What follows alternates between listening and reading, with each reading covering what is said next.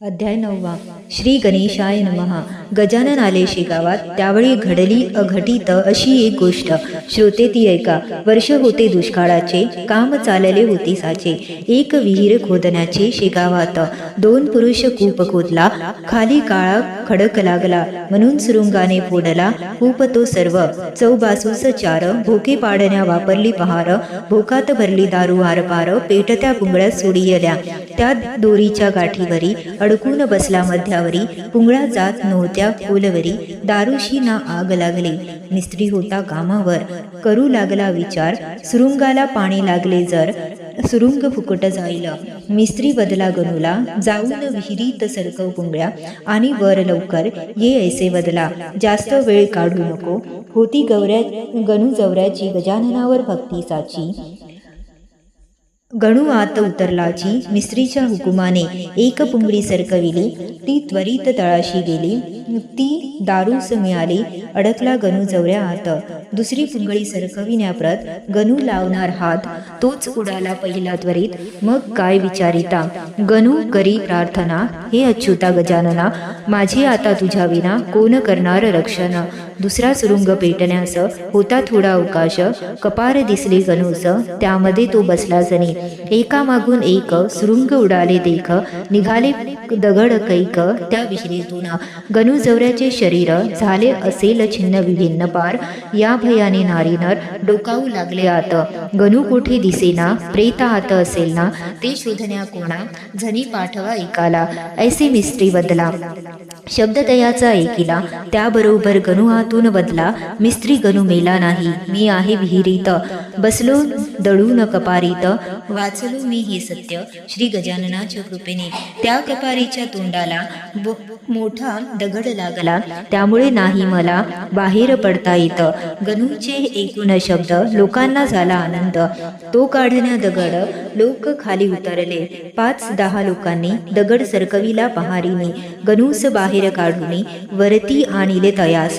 गणू येतावरी समर्थांच्या दर्शनाभितरी पळत गेला मठाच्या द्वारी.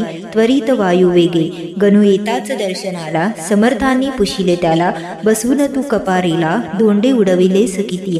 कपारीच्या तोंडाला मोठा धोंडा येऊन बसला, म्हणून तू वाचला ऐसे बदले गजानन. जा पुन्हा असले धाडस, कधीही तू करू नकोस. तुझे गंडांतर तडले खास ईश्वराच्या कृपेने. गणू बदला सद्गुरुनाथा, चारी सुरुंग पेटता. तूच माझा धरिला हात आणि बसविले कपारीत.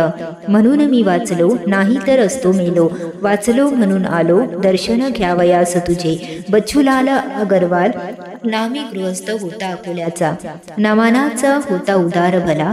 लक्ष्मणाची कथा त्या कळली, त्याने तो साक्षात्कृत झाला. विचार त्याच्या मनी आला, खरे खोटे पाहूया चला समर्थांची या विषयी. मग एक दिवस समर्थ आले अकोल्यास. येऊन बैसले ओटीस बच्चूलालच्या. ते पाहून बच्चूलाल अति आनंद झाला. ते समर्थांशी बदला, वाटते आपुल्यास तुझावे.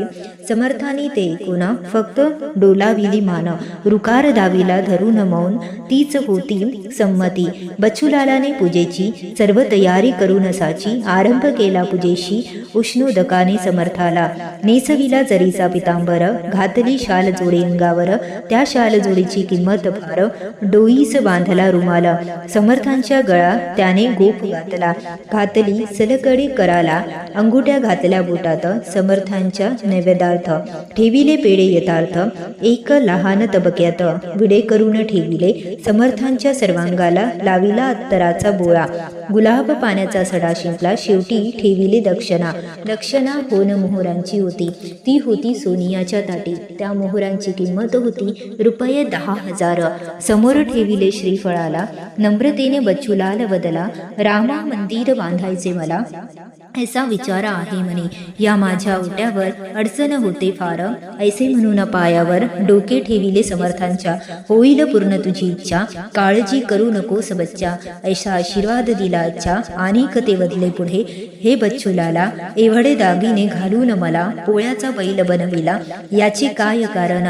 मी नाही बैल पोळाचा, उपयोग काय या दागिन्यांचा. स्पर्श नको मला याचा, हे सर्व आहे विषापरी. तू श्रीमंत आहेस हे मला मला दाखविण्यास हे सर्व केलेस. जे आवडते तेच द्यावे. मी भटकतो गावभर, वस्त्र नसते अंगावर. मी आहे फकीर, हे वैभव तुलाच लाभो. माझ्या परमेश्वरा, भीमेच्या काठावर उभा आहे विटेवर. तो देईल मज वैभव, महाराज ऐसे बदले. सर्व अलंकार काढले आपल्या अंगावरले. तक्षणी अंगावरची वस्त्रे काढून ती दिली फेकून. पेढे 2 मुखी टाकून निघून गेले समर्थ. पाहून हा प्रकार दुखीत झाले नारी नर. त्यात होते कारंजाचे नर, तेही झाले दुखी बहु. अभागी आमचा लक्ष्मण, त्याने केले घरी पूजन. समर्थांचे बच्चूलाला समान, मनी धरला मोहधनाचा. त्याने समर्थासमोर केले भाषण वरवर, आणि खडी साकर म्हणून ठेविला कुजका दाणा. अशा पूजेचे फल लक्ष्मणास तसंच मिळाले. मात्र हा बच्चूलाल धन्य झाला पूजेने. बच्चूलालाने अकोल्यास समर्थांचा केला तपास. नाही लागला पत्ता त्यास गजानना साधूचा. शेवगावच्या मठात शिंपी जातीचा गृहस्थ गजाननाचा होता भक्त. नाव त्याचे पितांबर. त्याने समर्थाची सेवा केली, तपश्चर्या फळास आले. मठात एकदा गोष्ट घडली. पितांबर नेसला धोतर, ते होते फाटलेले. हे पाहून समर्थ बदले. तुझे नाव सार्थक झाले, नेसून धोतर फाटके. नाव तुझे पितांबर, नेसलास फाटके धोतर. मराठी म्हणैतला हा प्रकार झाला तुझ्या बाबतीत. तुझे हे फाटके धोतर पोतिऱ्या समान आहे खरं. हा दुपेटा नेस बरं, मी देतो तुला. हा घे दुपेटा, नेस जा मुला. कोणी काही बोलेल तुला, तरी ते तू सोडू नको. समर्थाने दिलेला दुपेटा पितांबर नेसला. इतरांना तो असह्य झाला पितांबराचा दुपेटा. समर्थांचा बरोबर शिष्य होते बहुत थोर, पण त्यात होता अधिकार फक्त दोघांचाच. वृक्ष असतो अरण्यात, पण दृष्टीस पडते त्यात चंदनाचे वृक्ष क्वचित. हे तर आहे सत्य. तैसेच अनेक भक्तात पितांबराचं काही भक्त बोलू लागले हे सत्य टोचून टोचून. जे वस्त्र समर्थास उपयोगी आहे नेसवयास, ते वस्त्र तू केलेस परिधान अंगावरी. भक्ती तुझी कळली सर्वांस, समर्थांचा अपमान करण्यास येथे तू राहू नकोस. ऐसे बोलले जण त्याला. त्यावर पितांबर बदला. समर्थाचा अवमान नामी केला, उलट त्यांना मान राखला. त्यांची आज्ञा ऐकून त्यांनी मला वस्त्र दिले, नेसावया सांगितले, ते मी परिधान केले. ही का झाली अवज्ञा? समर्थ बदले पितांबरास, तू इथून दूर जावेस. जाण आलेल्या मुलास आई दूर ठेवते. हे पितांबर, माझी कृपा तुझ्यावर, वरदहस्त डोईवर सदैव आहे तुझिया. डोळ्यामध्ये अश्रू आणुनी साष्टांग नमस समर्थास करुनी. मठ सोडिला जनी पितांबराने, मठ त्याने सोडिला. कोंडुलीस तो आला, आंब्याच्या झाडाशी बैसला. अरण्यात चिंतन चाललं होतं समर्थांविषयी मनात. तो संपूर्ण रात्र हातात येथे. दुसऱ्या दिवशी सकाळीच्या प्रहरी सूर्य उदय झाल्यावरी बसला जाऊन झाडावरी. मुंगळाच्या त्रासाने त्याने सर्व शोधिली जागा, त्याला कुठे न मिळाली. निवांतपणे बसण्यालाही कारण मुंगळे होते झाडावरी. हे गुराख्यांनी पाहिले, ते आपापसात वदले. हे आम्हाला समजले, हिंटू का हा झाडावर? एक लहान फांदीवरून हा माणूस आला फिरून, मुळी न पडला त्यावर. हे आहे आश्चर्य. आश्चर्य वाटण्यासारखे काही यामध्ये बिलकुल नाही. समर्थ शिष्यांच्या ठाई समर्थ ऐसे वर्धते. यावरून हा पितांबर शिष्य असावा बिन तक्रार. चल जाऊन ग्रामाभितर कथू गोष्ट लोकांना. ही सर्व हकीकत कळली कोंडोली गावात. लोक आले अरण्यात आंब्याच्या झाडापाशी. पितांबरास पाहिले लोक एकमेका बोलू लागले. ऐसा आमचा तर्क चाले, जावा हा डोंगी. गजाननाच्या शिष्यानुसार करतो वेडे चाळे साचार. गजाननाच्या शिष्यावतार आहे भास्कर पाटील, पण तो अडगावात नुकताच पावला मृत. विचारू आपण या व्रत काय म्हणतो हा ते ऐकूया. खरे कोणते खोटे कोणते आपण मिळून ठरवते. उगाच तर्क कुतर्काते करीत बसू नये. एक मनुष्य पुढे आला, पितांबरास पुसू लागला. तू कोण कुठला? इथे तू आलास कशाला? पितांबर बदला त्यावर, मी शेगावचा पितांबर, समर्थांचा शिष्य बर. कळले हा तुम्हाला? त्यांच्या आज्ञेवरून मी येथे बसलो येऊन, पण इथे मुंगळे म्हणून मी बैसलो फांदीवरी. बोलणे त्याचे ऐकून लोक खवळले म्हणी, तू समर्थाचे नाव सांगूनी चेष्टा त्यांची करू नको. त्यावर कुंडलीचा देशमुख वदला त्याला एक, अरे सोंगाड्या एक समर्थ प्रत्यक्ष होते भगवान, त्याचे नाव सांगू नकोस, उगाच काळीमा लावू नकोस, दिमाग तू मज दाखवू नकोस पितांबरा. त्यांची कीर्ती एवढी ऋतू नसतानाही कोणत्याही फळे आणली लवलाही. आंब्याच्या वृक्षास तू नुसती पाने आण, नाही तुझी धडगत जाण, डोळ्या देखत पाने आण या पाटलाच्या वृक्षास. तुझ्याकडून हे नसेल होणार तर तू आज खाशील मार.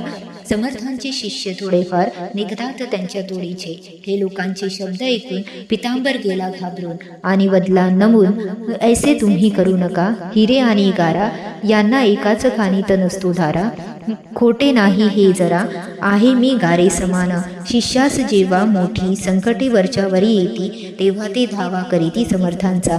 बिचारा पितांबर झाला अति चिंतातूर, जोडिले त्याने आपुले कर, केला धावा समर्थांचा. तो वदला हे गजानना, त्वरित तू धावना, आम्रवृक्ष पल्लवयुक्त करना. तू माझ्यासाठी माझी सारी भिस्त तुझ्यावर पाव मला लवकर, ते न करशील तर मरण हाच मार्ग मजला. पितांबर बदला लोकांना, तुम्ही जय जयकार कराना, मोठ्याने बोला हे गजानना. आण पालवी वृक्षाला लोकांनी तैसे केले आणि प्रत्यक्ष पाहिले झाड आंब्याचे बहरलेले आपुल्या लोचनांनी. नका धरू शंका पितांबर विषयी मनी फुका, चला पितांबर बर का आपुल्या गावास. लोकांना हे पटले, त्यांनी पितांबरास नेले. समर्थांनी शिष्यास पाठविले जगाची या कल्याणा. गजाननाच्या कृपेमुळे कुंडलीचे भाग्य उदयास आले. आंब्याचे झाड अजून भले आहे कुंडली गावात. कुंडली गाव सगळा पितांबराच्या भजनी लागला. पितांबरांचे वृक्ष केला पर्णयुक्त. पितांबराचा मठ झाला कुंडलीत आणि त्यांचा अंत तेथेची झाला. इकडे शेगावात महाराज आपल्या मठात आले उद्विग्न मनात. एकाएकी शिष्य त्यांना विचारू लागले, महाराज तुम्ही उदास का झाले? तेव्हा ते लोकास वदले, कृष्ण आमुचा गेला, देत असे तो रोज सुपारी, याची मला आज खरी याद आली. राम मोठा झाल्यावरी सेवा आमची करील, म्हणून मी मठात नाही आज राहत. पसरली चिंता लोकात, ऐसे समर्थांनी म्हटल्यावरी दिसतो विचार समर्थांचा. येथून आज जाण्याचा, चला त्यांच्या चरणाचा घेऊया सारे लाभ. ऐसा विचार करून आले मठात सर्वजण. धरले समर्थांचे चरण आणि समर्थाती वदली, तुम्ही कृपा करून आम्हा जाऊ नये सोडून. जाऊ नका मठ सोडून, इथे शेगावात राहावे. दुफळी आहे तुमच्या गावात, नका पडू जागीच्या फंदात. मी राहीन शेगावात, घाल जागा जी न कुणाची. हे ऐकले मंडळींनी चिंता वाटू लागली म्हणे. आपल्याच महाराजांनी पेचात मोठ टाकले. ते कोणाच्याही जागेत राहावया तयार नाहीत. सरकार आपल्या अधिकारात जागा त्यांना कैसे देईल? बंकटलाला वदला, साधूचे प्रयोजन काय सरकारला? सरकार धार्मिक कार्याला जागा देईल याचा न भरवसा.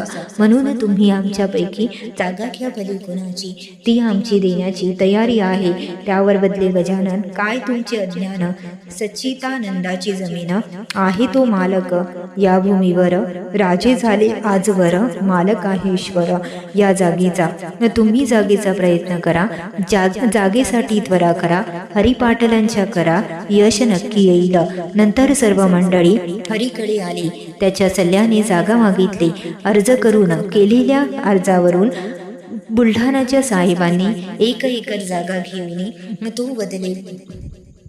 तुम्ही 2 एकराकरिता अर्ज दाखला केला होता, पण मी तुम्हाला आता 1 एकर जागा देतो. जर 1 वर्षात केली जागा व्यवस्थित तर करीन पूर्ण तुमचा हित. जागा देऊन हरिपाटील आणि मंडळी वर्गणी जमविण्यास निघाली. वर्गणी क्षणात गोळा झाले.